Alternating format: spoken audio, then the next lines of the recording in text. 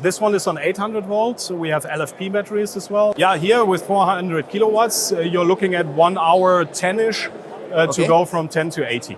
Yeah, and we're already very good positioned, I think, with the 600 kilowatt hours, 500 kilometers, and 400 kilowatt of charging. And it's the biggest truck that we have. Yeah.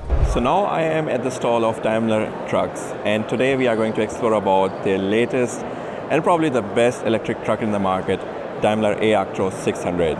Let's find out. So hi Max, thank you so much for taking the time to meet me. Pleasure is all mine. It's a pleasure. So we are standing in front of Daimler eActros. True. And I would let you take the center stage. Could you please tell us about the brilliant truck that I'm seeing at your back and what it can do? Thanks for visiting us here at EBS, first of all. It's a pleasure having you. Yeah, basically the show is actually all about the eActros, I would say. So, right, it's not me being here on the stage, but rather the product. And we're really proud to have our eActros 600 here. So the first real long-haul truck that we are introducing, mainly for applications in Europe.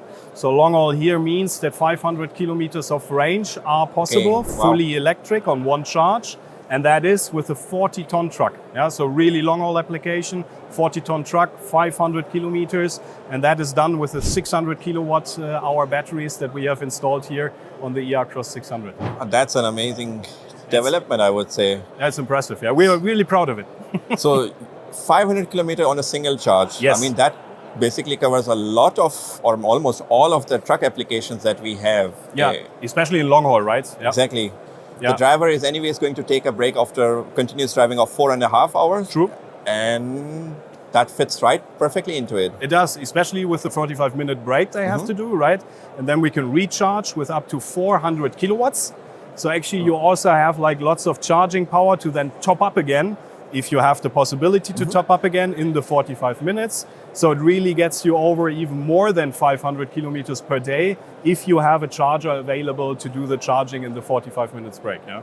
So it's a really stellar product, fast charging, high mileage already to begin with. And so we really think it gets the job done without any CO2 in the long haul segment. Yeah. That's amazing. You have already spilled all the secrets right at the beginning, all the highlights, because I was going to ask you, secondly, what is the charging curve, what is the charging speed, but you have already mentioned it's 400 kilowatts that it can already support. And also the charging curve, as you mentioned it really is more of a plateau and not a curve.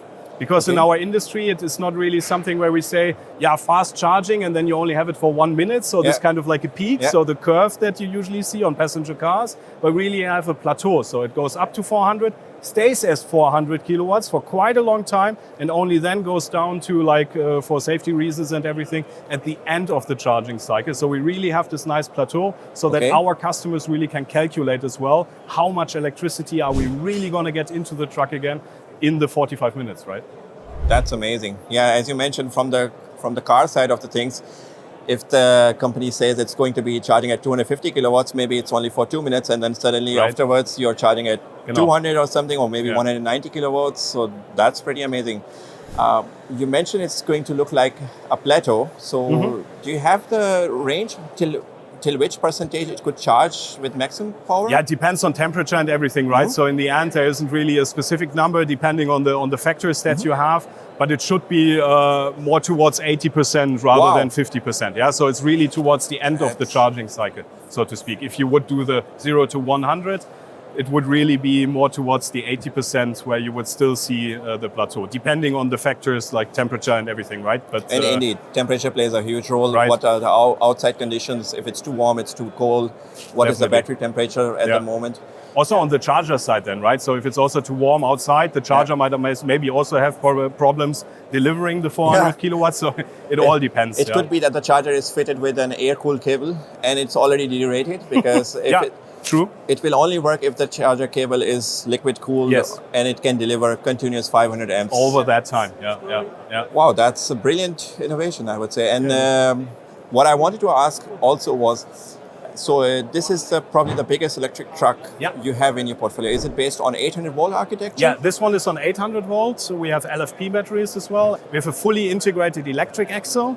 So there's cables going into the axle where we have the engines on the axle. So no more prep shaft and anything like that. So really electrified, so to speak, also the axle. And it's the biggest truck that we have. Yeah. And in the portfolio of your Daimler eTrucks, what other applications, what other ranges do you have? Yeah. And what applications are you catering to? Yeah, on the Mercedes-Benz side, we do have the eActros 300 and 400 as well. So the numbers always represent the kilowatt hours of battery capacity. So the 300 and 400 then have 300 or 400 kilowatt hours, and they are more meant to be for the distribution side of the logistics. Yeah. Okay. So more like supermarket delivery, for instance, or also collecting waste. That's also an application. Yes. We do have the eEconic as well, which has 300 kilowatt hours of battery capacity as well, which is specifically designed for waste collection, for instance. Yeah? Oh, and these applications, if I try to imagine, this is a perfect range. So if it's 300 kilowatt hours, what is a typical consumption look like per kilometer? Yeah, on the distribution trucks, it would be 1 kilowatt hour per kilometer. So we always say just rough numbers, right? Depends on every use case. But we say that with the eActros 300, you can do more or less 300 kilometers of range. And with the 400, it would be 400. So the Econic then is also on the 300 kilometers. But in waste collection, for instance, it's you do not need. Yeah, right. You need just working hours, so to speak. And they have much higher consumption as well. But you will get your work day done with the eActros or the eEconic 300 that works in waste collection as well. Yeah, that's so amazing because you're not going to drive 300 kilometers, probably 100 kilometers with stop and go. Lots of stop and go. And then you do not need really fast charging. You can just stand the truck for overnight and the next day the shift begins. And definitely. Yeah, so it means you are covering basically all applications when it comes to trucks.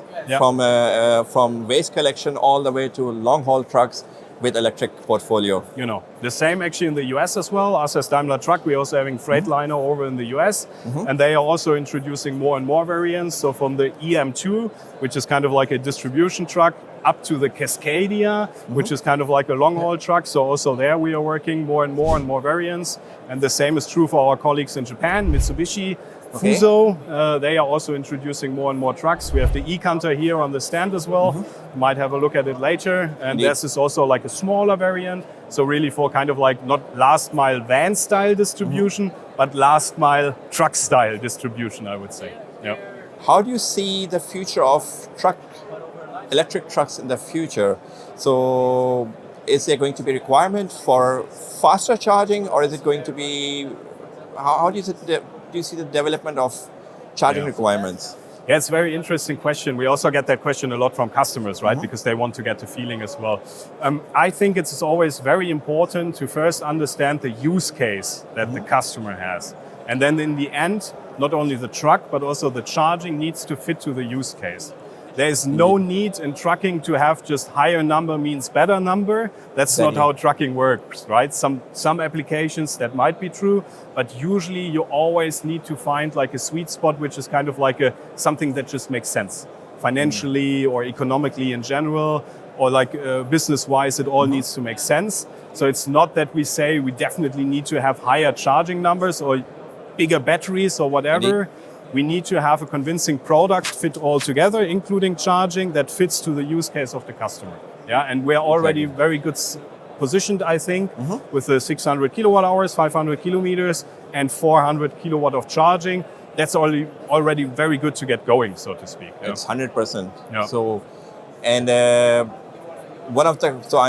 I have covered basically more and more on the passenger side of the cars. Yeah. One of the numbers that always is the most favorite is 10 to 80% charging time or 20 to 80% charging time. Yeah. What do you have numbers over here? Yeah, here with 400 kilowatts, you're looking at 1 hour 10-ish to go from 10 to 80. And 20 to 80% could be then? Yeah, a bit less then. Yeah, a bit less. Yeah.